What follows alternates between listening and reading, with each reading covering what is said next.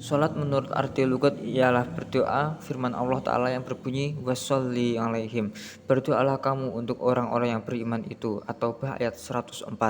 Menurut arti syara', salat itu berupa ucapan dan perbuatan-perbuatan yang dimulai dengan takbir dan diakhiri dengan salam, dengan syarat-syarat tertentu.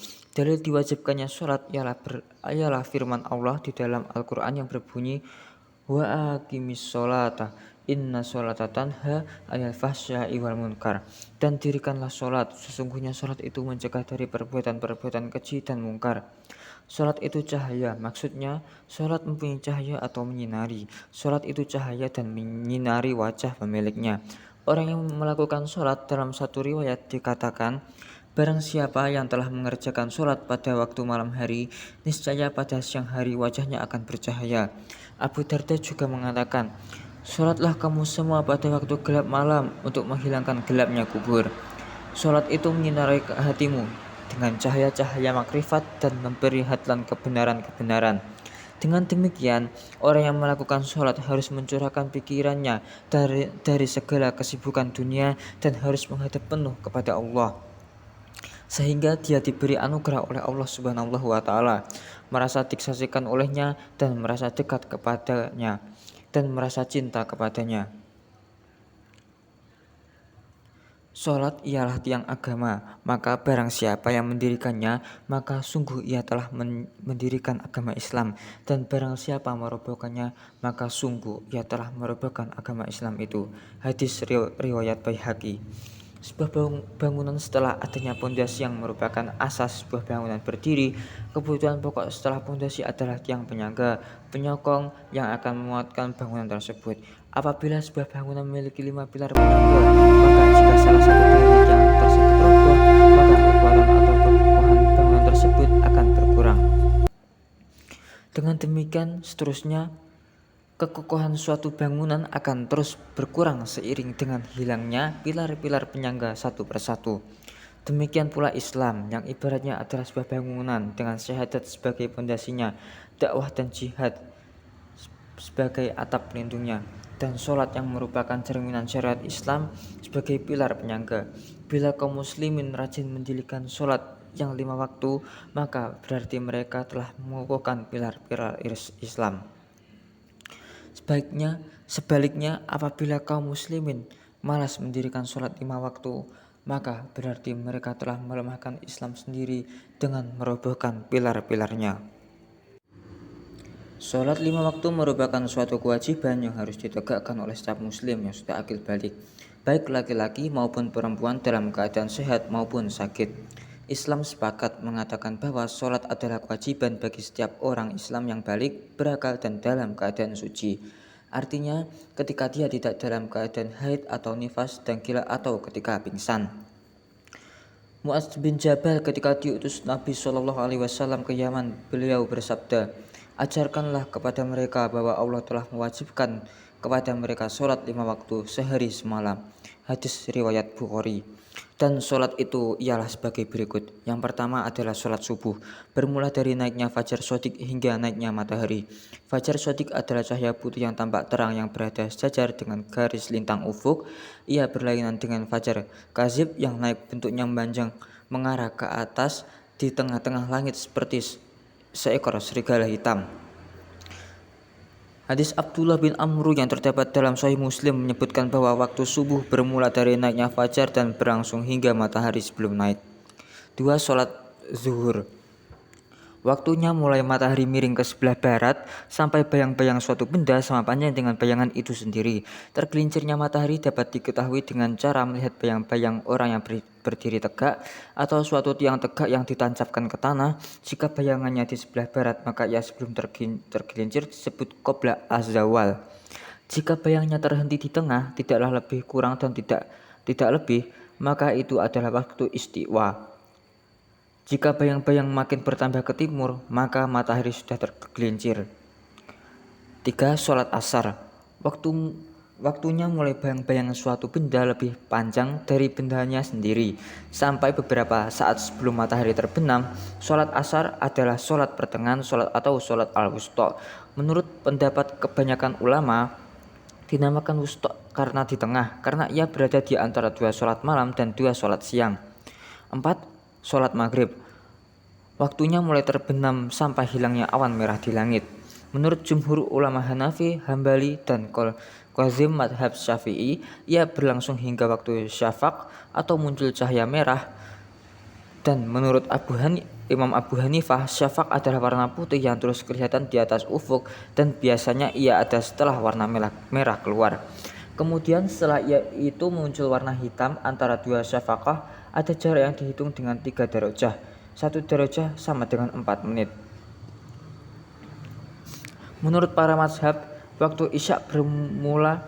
Yang kelima ada sholat isya. Menurut para mazhab, waktu isya bermula dari hilangnya syafaq ahmar atau cahaya merah seperti yang difatwakan dalam mazhab Hanafi hingga munculnya fajar shodiq. Syarat sah sholat. Yang pertama, suci dari hadis, baik hadas kecil maupun hadas besar. Kedua, badan dalam keadaan suci sehabis berwudu dan tidak dalam najis besar maupun najis kecil. Yang ketiga, suci anggota badan, pakaiannya dan tempat sholatnya dari segala macam bentuk najis. Yang keempat, menutup aurat bagi perempuan ialah seluruh tubuh kecuali telapak tangan dan wajah, sedangkan pria dari atas pusar sampai mata kaki. Alangkah baik bila memakai songkok. Kelima, menghadap kiblat sholat yang telah ditentukan sudutnya menurut wilayah masing-masing. Yang keenam, telah tiba waktu sholat sebagaimana yang telah dijadwalkan tiap daerah maupun wilayah tertentu. Ketujuh, mengetahui perbuatan sholat yang fardu dan sunnah. Yang kedelapan, menghindari perbuatan yang membatalkan sholat. Salah satu rukun dalam Islam yang wajib dihafalkan dan diamalkan dalam sholat sehari-hari adalah rukun sholat yang terdiri dari berdiri bagi yang mampu, takbiratul ihram, membaca surat Al-Fatihah pada tiap rakaat, membaca surat pendek, rukuk dengan tumak ninah, iktidal dengan tumak ninah, sujud 2 kali dengan tumak ninah, duduk di antara 2 sujud dengan tumak ninah, duduk dan membaca tahiyat akhir, membaca sholawat Nabi pada tahiyat akhir, mengucapkan salam tertib dengan melakukan rukun secara berurutan.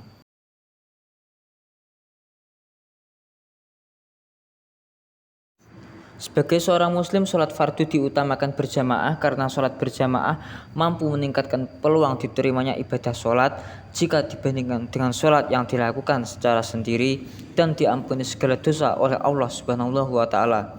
Diberikan pahala yang berlipat ganda, yaitu orang yang mengerjakan sholat berjamaah mendapat pahala sebanyak 27 derajat. Definisi sholat berjamaah. Bahwa sholat wajib berjamaah merupakan ibadah yang sangat mulia dan syiar dan salah seorang di antara mereka mengikuti yang lain. Orang yang diikuti atau yang di depan dinamakan imam, sedangkan yang mengikuti di belakang dinamakan makmum. Firman Allah Subhanahu wa Ta'ala Al-Quran surat An-Nisa berbunyi, dan apabila kamu berada di tengah-tengah mereka, lalu kamu hendak mendirikan sholat bersama-sama mereka, maka hendaklah segolongan dari mereka berdiri bersamamu. Al-Quran surat An-Nisa ayat 102. Dalam melaksanakan sholat berjamaah terdapat beberapa syarat sah makmum dalam mengikuti imam. Di antaranya, makmum hendaklah mengikuti imam. Makmum hendaklah mengikuti imam dalam segala pekerjaannya. Maksudnya ialah makmum hendaklah membaca takbiratul ihram sesudah imam. Begitu juga permulaan segala perbuatan makmum hendaklah terkemudian dari yang dilakukan oleh imamnya. Sabda Rasulullah SAW, sesungguhnya imam itu dijadikan sebagai pemimpin supaya diikuti perbuatannya. Apabila ia telah takbir, hendaklah kamu takbir, dan apabila ia rukuk, hendaklah kamu rukuk pula. Riwayat dari Bukhari dan Muslim. Sabda Rasulullah juga menyatakan, sesungguhnya imam itu gunanya supaya diikuti perbuatannya, maka apabila ia takbir, maka hendaklah kamu takbir. Janganlah kamu takbir sebelum ia takbir. Apabila ia rukuk, hendaklah kamu rukuk. Jangan kamu rukuk sebelum ia rukuk. Apabila ia sujud, hendaklah kamu sujud. Janganlah kamu sujud sebelum ia sujud. Hadis riwayat Ahmad dan Abu Dawud. Yang ketiga, mengetahui gerak-gerik perbuatan imam, umpamanya dari berdiri ke rukuk, dari rukuk ke i'tidal, dari i'tidal ke sujud, dan seterusnya. Baik dengan melihat imam sendiri, melihat shaf yang di belakang imam, maupun mendengarkan suara imam atau mubaliknya. Yang keempat, keduanya imam dan makmum berada dalam satu tempat. Dalam kesehariannya, sholat dapat diartikan sebagai tiang agama. Sholat merupakan sarana komunikasi antara hamba dan Tuhannya. Dalam Islam sendiri, sholat merupakan kedudukan yang paling tinggi. Karena sebagaimana telah dijelaskan bahwa di akhirat kelak, sholat merupakan rukun Islam yang dihisab pertama kali. Wajib hukumnya melaksanakan sholat terutama bagi akil balik, baik laki-laki maupun perempuan, dan yang sehat maupun yang sakit. Hukum ini telah tertera dalam surat Al-Baqarah ayat 43. Sholat juga merupakan sarana kita untuk senantiasa mengingat Allah, mencegah manusia dari perbuatan yang keji, dan cara kita mengadu dan bertawakal kepada Allah. Bahkan, sholat juga dapat dijadikan sebagai kafarat atas dosa-dosa yang dilakukan, dan sebagai amanah kita untuk menyampaikan perintah ini kepada keluarga kita. Dalam menjalankan sholat tentunya berkenan pula akan memenuhi syarat-syaratnya. Syarat sholat dan hal yang membatalkan sholat terdapat syarat sunnah, yaitu sunnah abad, sunnah hayat, dan sunnah sesudah sholat. Hukum melaksanakan sholat ialah wajib dan sunnah yang sebagaimana telah tertera dalam Al-Quran dan hadis.